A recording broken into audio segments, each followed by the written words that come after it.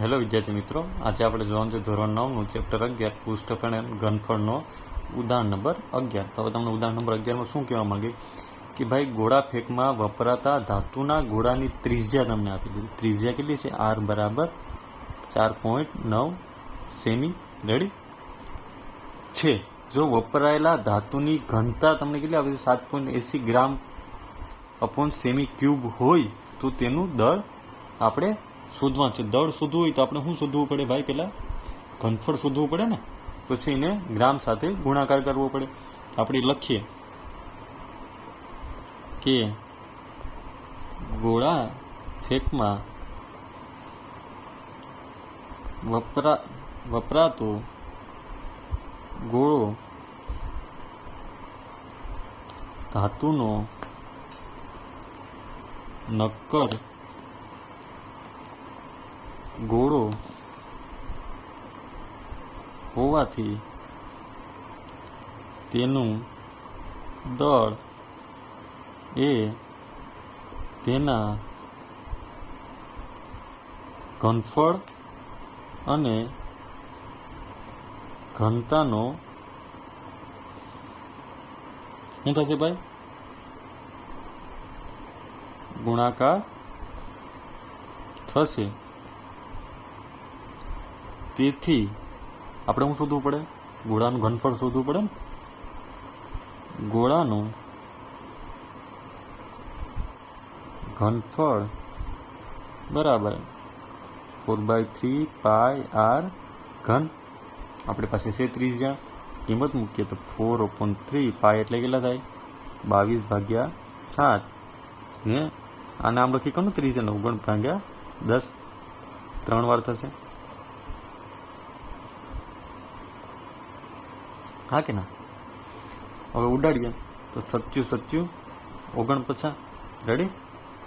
હવે મૂકીએ આપણે તો આ કેટલા થશે? 22 × 4 4 દુ 8 ને 4 દુ 8 88 ગુણ્યા 7 49 ગુણ્યા 49 તમને ખબર હશે. આની પહેલાં કેટલા દાખલામાં આવી ગયા? 2401 થાય બરાબર.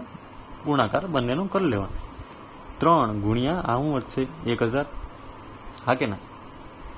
હવે 2401 છે એને આપણે 3 વડે ભાંગીએ તો શું થશે? 800.333 એવો મળશે આપણે બરાબર. અનંત સુધી 3 તો એટલે આપણે કમસે કમ 800 8 તેરી 24 છે બરાબર. આમ જો હું તમને ભાંગાકાર સાદી રીતે 8 તેરી 24 આ ઉડી જાય 24 બે વાર 0 વધ્યા ને. આ 2 0 1 છે 1 માટે આ 0.33 આવે એ આપણે કાઢી નાખીએ બરાબર. તો 88 ગુણ્યા 7 ગુણ્યા આપણે ખાલી 800 રાખી દઈએ બરાબર. ગુણાકાર ભાગાકાર સહેલી રીતે કરી કે એ રીતે ભાગ્યા 1000. હા કે ના? 10 10 10 10 બરાબર. તો આપણી પાસે વધ્યું હું 88 ગુણ્યા 7 તો 7 7 8 56 રેડી. જો આમાં હું ડાયરેક્ટ ગુણાકાર 7 8 56 તાની ભેગા 5 આવશે ને તો 7 8 56 57 58 59 60 ને 61 થઈ ગયા. આમે ગુણાકાર કરી કહો તું બી ચાલે. ગુણ્યા 8 ભાગ્યા 10. હવે 616 ગુણ્યા 8 કરીએ. શોર્ટકટમાં કરવું હોય આપણે જો આ 8 6 કેટલા થાય ભાઈ? આપણે 48 થાય. 8 6 48 એટલે આઠડો ઈનો અહીં કેટલા આવશે? 4 આવશે ને બરાબર. 8 1 8 9 10 11 ને 12. અહીંયા શું છે? બગડો.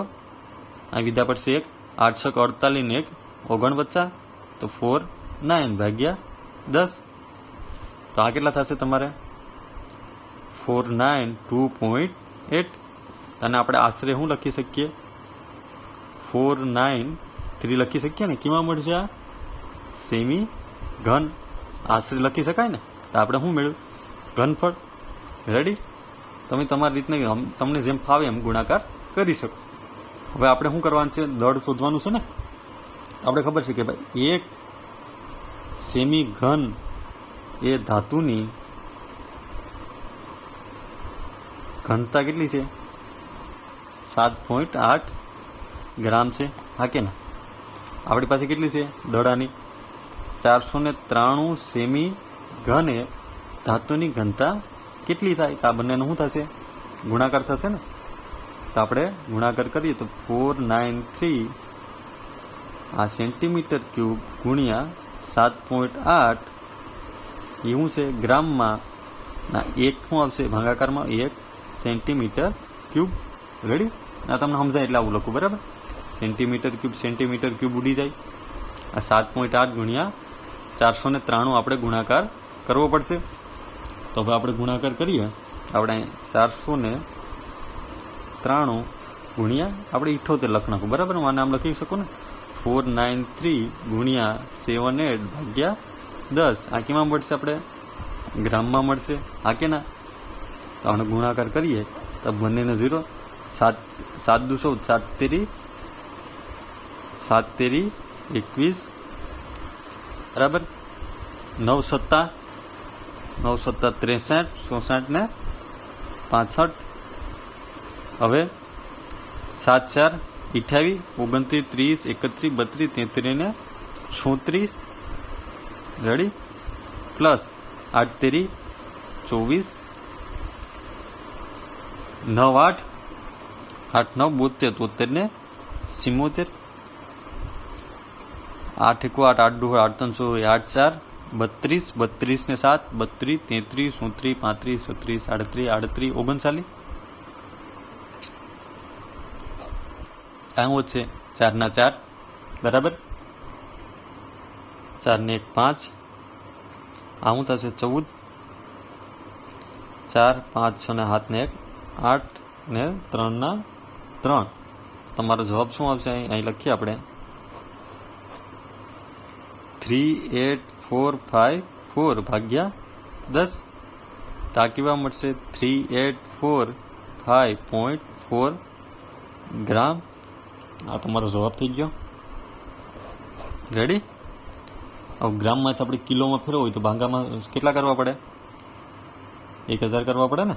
તો 3845.4 ભાગ્યા 1000. ત્યાં કેટલા મળશે? 3.800. આ 5 ને આ બદલી જાય. આ શું થઈ જશે? 5 થી તો કેમ આવશે? કિગ્રામ આવશે. કિલોગ્રામ. આ તમારો આન્સર તો ગમે લખી શકો. તમને માંગ્યું હોય કંઈ માંગ્યું ને તમે આ લખો તો બી ચાલે, બરાબર? આ તમને શું મળી ગયું? દળ. આપણે અહીં લખી નાખીએ દળ. રેડી? છે ઇઝી. જો વિડીયો પસંદ આવ્યો હોય તો લાઇક એન્ડ સબસ્ક્રાઈબ કરતા ભૂલતા નહીં. Thank you.